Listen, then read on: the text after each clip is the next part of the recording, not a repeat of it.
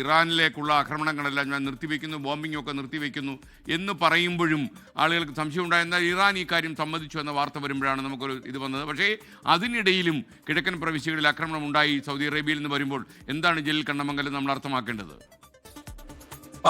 Good morning. മേഖലയിൽ സമാധാനത്തിന്റെ പുത്തൻ പ്രതീക്ഷകൾ നൽകിക്കൊണ്ട് രണ്ടാഴ്ചത്തെ വെടിനിർത്തൽ പ്രഖ്യാപനം വന്നിരിക്കുകയാണ്. എങ്കിലും കഴിഞ്ഞ ഏതാനും മണിക്കൂറുകൾ ഗൾഫ് രാജ്യങ്ങളെ സംബന്ധിച്ചിടത്തോളം വലിയ ആശങ്കയുടേതായിരുന്നു എന്നതാണ് യാഥാർത്ഥ്യം. വെടിനിർത്തൽ വാർത്തകൾക്കിടയിലും ഇറാന്റെ ഭാഗത്ത് നിന്ന് Saudi Arabia, UAE, Bahrain, Qatar തുടങ്ങിയ രാജ്യങ്ങൾക്ക് നേരെ മിസൈൽ ഡ്രോൺ ആക്രമണങ്ങൾ ഉണ്ടായതായാണ് ഏറ്റവും കൂടുതൽ ലഭിക്കുന്ന വിവരങ്ങൾ. സൗദി അറേബ്യയുടെ വിവിധ ഭാഗങ്ങളിൽ, പ്രത്യേകിച്ച് മധ്യമേഖലയിലെ റിയാദ്, അൽഖർജ് എന്നിവിടങ്ങളിലും കിഴക്കൻ മേഖലയിലും പടിഞ്ഞാറൻ മേഖലയിലെ യാമ്പൂവിലും ഒക്കെ ജനങ്ങൾക്ക് മൊബൈൽ ഫോണുകളിൽ അടിയന്തര അപായ മുന്നറിയിപ്പ് സന്ദേശങ്ങൾ ലഭിച്ചിരുന്നു.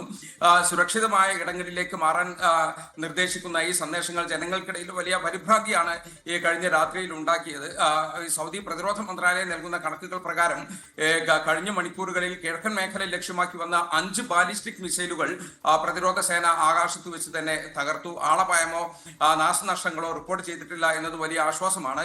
ഇതുവരെയുള്ള കണക്കുകൾ പരിശോധിച്ചാൽ ആധുനിക പ്രതിരോധ സംവിധാനങ്ങൾ ഉപയോഗിച്ച് 907 ഡ്രോണുകളും 88 ബാലിസ്റ്റിക് മിസൈലുകളാണ് സൗദി സൈന്യം വിജയകരമായി തകർത്തത്. ഇന്നലെ മാത്രം 33ഓളം ആക്രമണങ്ങളാണ് ഉണ്ടായത് സൗദിക്ക് നേരെ. ഇത്തരം കടുത്ത വെല്ലുവിളികൾക്കിടയിലാണ് ഇപ്പോൾ വന്നിരിക്കുന്ന ഈ വെടിനിർത്തൽ പ്രഖ്യാപനം ഉണ്ടായിരിക്കുന്നത്. ഇത് പ്രവാസികൾ ഉൾപ്പെടെയുള്ള ലക്ഷക്കണക്കിന് ആളുകളെ സംബന്ധിച്ചിടത്തോളം ആശ്വാസമാകും. അമേരിക്കയും ഇസ്രായേലും ഇറാനും എല്ലാം ഈ വെടിനിർത്തൽ വ്യവസ്ഥകൾ കൃത്യമായി പാലിച്ചാൽ മാത്രമേ ഈ മേഖലയിൽ പൂർണ്ണമായ സമാധാനം തിരികെ വരൂ എന്നതാണ് മറ്റൊരു കാര്യം.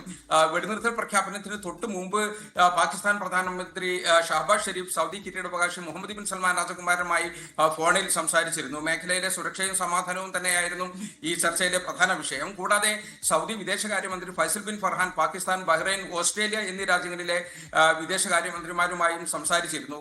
ഈ സമാധാന അന്തരീക്ഷം സൗദിയെ സംബന്ധിച്ചിടത്തോളം വളരെ പ്രധാനമാണ്. കാരണം ലോകത്തിന്റെ വിവിധ ഭാഗങ്ങളിൽ നിന്നുള്ള ദശലക്ഷക്കണക്കിന് തീർത്ഥാടകർ എത്തുന്ന ഹജ്ജ് സീസൺ ആരംഭിക്കുകയാണ്.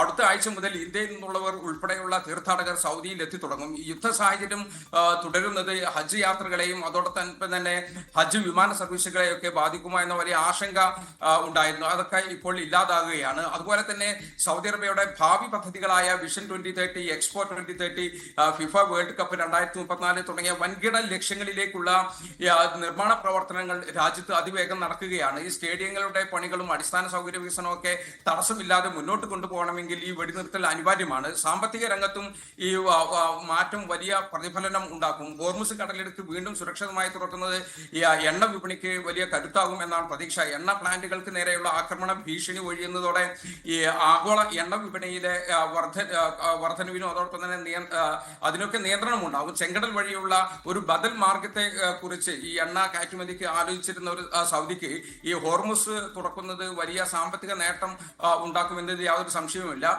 കഴിഞ്ഞ കുറച്ച് ദിവസങ്ങളിലായി വിമാന സർവീസുകൾ കുറഞ്ഞതും ജബലലിൽ ഉൾപ്പെടെയുള്ള പ്രധാന തുറമുഖങ്ങൾ വഴിയുള്ള ചരക്ക് നീക്കം തടസ്സപ്പെട്ടതൊക്കെ സൗദി വിപണിയെ ബാധിച്ചിരുന്നു. സാധനങ്ങളുടെ ലഭ്യത കുറവും പ്രവാസികളുടെ യാത്രകളുടെ പ്രതിസന്ധിയൊക്കെ ഇനി മാറുമെന്നാണ് കരുതുന്നത്. ഈ ഷോപ്പിംഗ് കേന്ദ്രങ്ങളും വ്യാപാര സ്ഥാപനങ്ങളും വീണ്ടും സജീവമാകും. അതോടെ വരും ദിവസങ്ങളിൽ ഗൾഫ് മേഖല പഴയ പ്രതാപത്തിലേക്ക് തിരിച്ചു വരുമെന്ന ഉറച്ച വിശ്വാസത്തിലാണ് പ്രവാസികളും സ്വദേശികളും ഒക്കെ.